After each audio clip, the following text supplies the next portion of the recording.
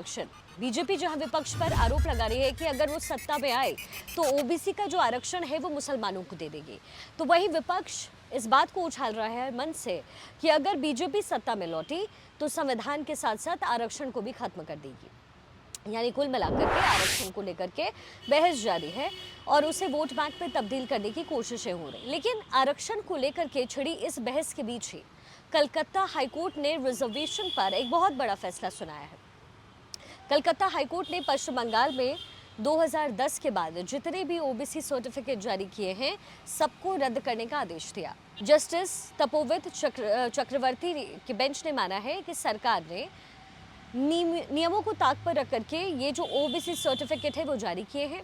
Court ने कहा है कि इस तरीके से ओबीसी सर्टिफिकेट बांटना अनकॉन्स्टिट्यूशनल है, क्योंकि इसको जारी करते वक्त ना तो नियमों का पालन हुआ और ना ही पिछड़ा वर्ग आयोग की कोई सलाह मानी गई। कोर्ट के इस आदेश के बाद अब पश्चिम बंगाल में गलत तरीके से जो जारी किए गए 5 लाख सर्टिफिकेट्स थे ओबीसी सर्टिफिकेट, वो अब इनवैलिड हो जाएंगे। कोर्ट ने अब एक नई लिस्ट तैयार करने के भी निर्देश दिए और ये जो नई लिस्ट है वो ओबीसी आयोग की सिफारिशों के मुताबिक ही तैयार होगी। हालांकि कोर्ट ने ये भी साफ किया है कि ये आदेश उन लोगों पर लागू नहीं होगा जिन्हें पहले ही इस सर्टिफिकेट के दम पर नौकरी मिल चुकी है या उनका सिलेक्शन हो चुका है। अब यहाँ गौर करने वाली बात यह है कि ममता बनर्जी मई 2011 में पहली बार पश्चिम बंगाल की मुख्यमंत्री बनती है और उनके सत्ता में आते ही ओबीसी कोटे में सब क्लॉज बना करके मुसलमानों को रिजर्वेशन देना भी शुरू कर दिया जाता है और उन्हें ओबीसी के सर्टिफिकेट भी मिलने लगते हैं। पश्चिम बंगाल में फिलहाल जो रिजर्वेशन की व्यवस्था है ओबीसी वर्ग के लिए, वो कुल 17% उसमें ओबीसी को रिजर्वेशन है, लेकिन ये रिजर्वेशन 2 कैटेगरी में बांटा गया है। पहली कैटेगरी है ए कैटेगरी। इस कैटेगरी में 10% रिजर्वेशन मिलता है।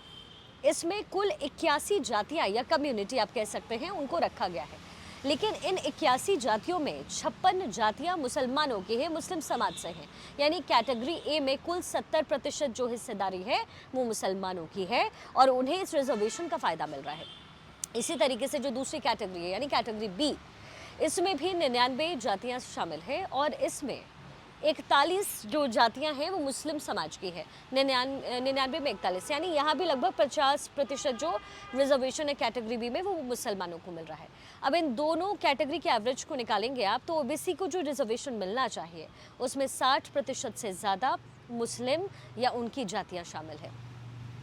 और इसी को लेकर के ही कोर्ट में 2010 में एक जनहित याचिका गई। इसमें कहा गया कि जो वाकई ओबीसी वर्ग में आते हैं जिन्हें रिजर्वेशन मिलना चाहिए उन्हें तो सर्टिफिकेट मिलता नहीं है, उल्टा जो अयोग्य हैं उन्हें ये सारी चीज़ें जारी कर दी जाती हैं। कोर्ट ने इस पर सुनवाई की और तकरीबन 13 साल बाद कोर्ट ने ये माना है कि सरकार ने बिना ओबीसी आयोग की रिपोर्ट के बिना मुसलमानों को ओबीसी कोटे में शामिल कर लिया, वो भी मनमाने तरीके से। और चूँकि संविधान के मुताबिक ये ठीक नहीं है तो ये लागू नहीं होगा। अब कोर्ट के इस फैसले से पश्चिम बंगाल की पॉलिटिक्स पर असर क्या होगा ये भी समझिए। पश्चिम बंगाल में अभी भी 6वें और 7वें चरण में 17 सीटों पर वोटिंग बाकी है और फिलहाल इनमें से 12 सीटें टीएमसी के पास में है जबकि 5 सीटें बीजेपी के पास है। अब कहानी यहाँ ये है कि पश्चिम बंगाल में टीएमसी का जो बड़ा वोट बैंक है वो मुस्लिम आबादी का है। ख़ास तौर पर ये जो 17 सीटें हैं इनमें ज़्यादातर सीटों में मुस्लिम वोटर्स निर्णायक हैं, हार और जीत तय करते हैं। ऐसे में टीएमसी को इस बात का डर सता रहा है कि कहीं हाईकोर्ट के इस फैसले से मुस्लिम वोट बैंक उनका नाराज़ ना हो और वो कांग्रेस या लेफ्ट के साथ ना जाए। इसीलिए फैसला आते ही ममता बनर्जी ने खुले मन से ऐलान किया कि उन्हें हाईकोर्ट का फैसला मंजूर ही नहीं है और वो इसे किसी भी कीमत पर लागू नहीं करेंगे।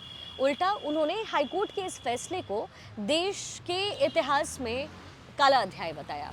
तो वहीं बीजेपी ने इस फैसले का स्वागत किया क्योंकि प्रधानमंत्री मोदी समेत बीजेपी के तमाम सभी बड़े नेता विपक्ष पर आरोप लगा रहे हैं कि वो ओबीसी के रिजर्वेशन हिस्से के रिजर्वेशन को मुसलमानों को दे रहा है। ऐसे में हाईकोर्ट का एक फैसला एक तरीके से बीजेपी के रुख पर मुहर है।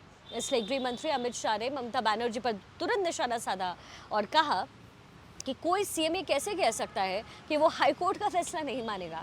उन्होंने ये भी ऐलान किया कि मोदी सरकार ये सुनिश्चित करेगी कि बंगाल में सुप्रीम कोर्ट का फैसला लागू हो, यानी आरक्षण